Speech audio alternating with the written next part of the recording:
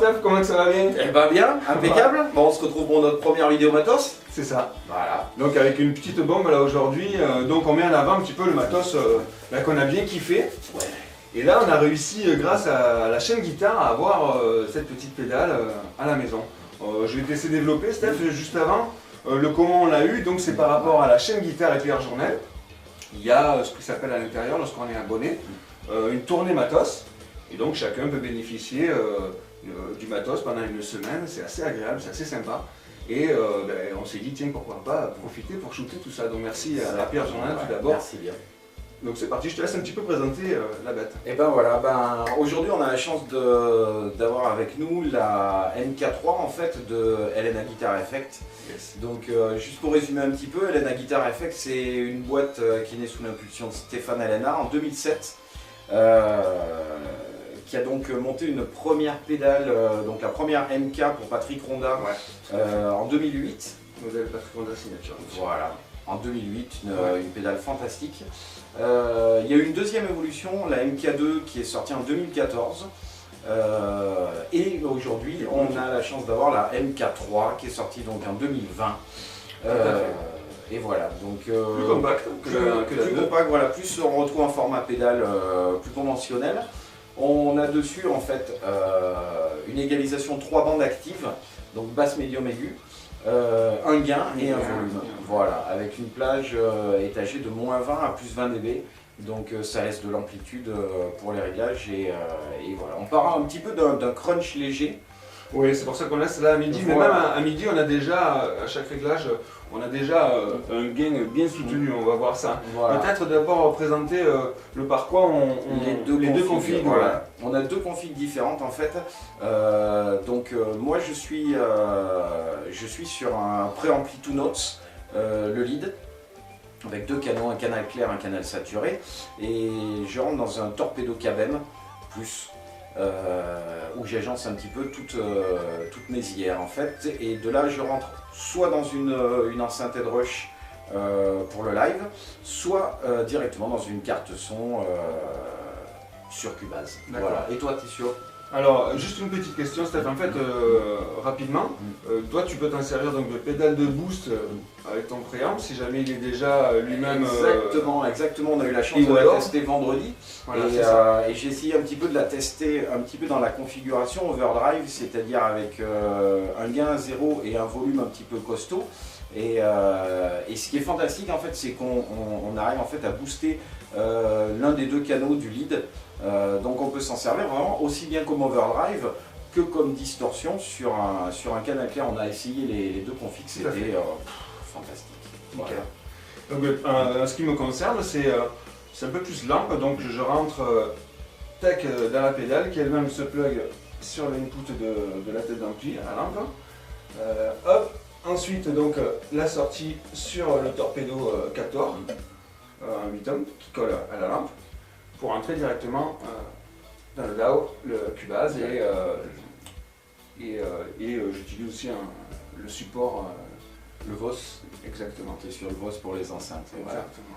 Voilà. Donc en fait on a deux configs différentes, on va pouvoir tester la pédale sur deux configs différentes. Exact, on va bidouiller avec peut-être aussi différentes guitares et sur 3-4 styles bien sûr relativement typés rock je pense, parce que c'est une pédale de distorsion, ne l'oublions pas, c'est une pédale de distorsion. Il faut que ça envoie quand même. Ça peut être, tout à fait, on va voir que ça peut être aussi une pédale un peu boost, on peut faire un peu du blues un peu crunchy aussi, mais bon, globalement c'est pour envoyer du lourd. Ouais, c'est clair. C'est parti. Et bah allez, démo. Test.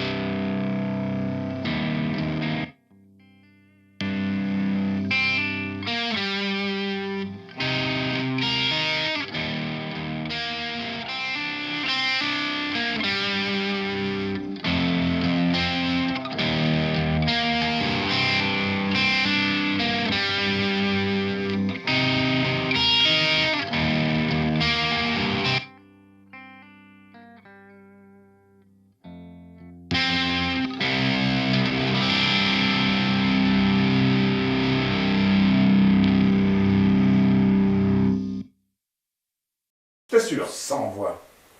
Ça envoie. Oh oh. Carrément.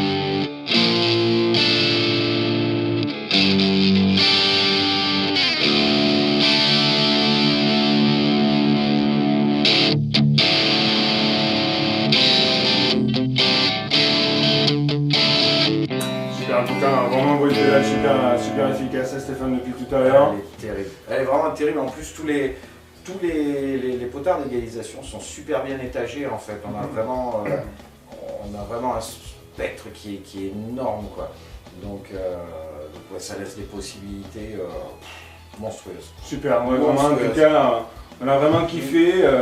Merci, on est super content que ce soit un produit français, vraiment, ça c'est clair. C'est un petit peu, voilà, c'est ça, c'est le plaisir qu'on a, c'est de présenter en fait des choses qui viennent, qui sont fabriquées en France. Voilà, il y a un savoir-faire en France au niveau des effets, au niveau des amplis, au niveau des guitares. Tout à fait. Et c'est ce qu'on voudrait mettre un petit peu en lumière et c'est un bon exemple. Voilà, merci Steph. Ouais. Super pédale.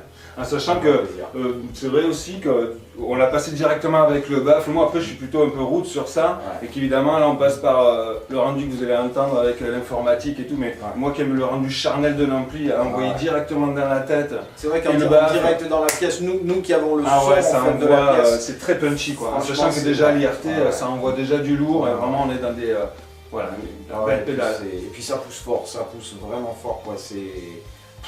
Les possibilités sont infinies quoi, franchement. Ouais, en termes de drive, c'est clair. Bon bah écoute Steph, on va se dire au revoir. Eh ben, okay. On remercie aussi Pierre Journel encore une fois. Pour le prix de la pédale, merci Steph. Ouais, d'avoir concocté un monstre comme ça. Et à tout vite pour le prochain matos. Pas de problème. Portez-vous bien. A plus. Bye.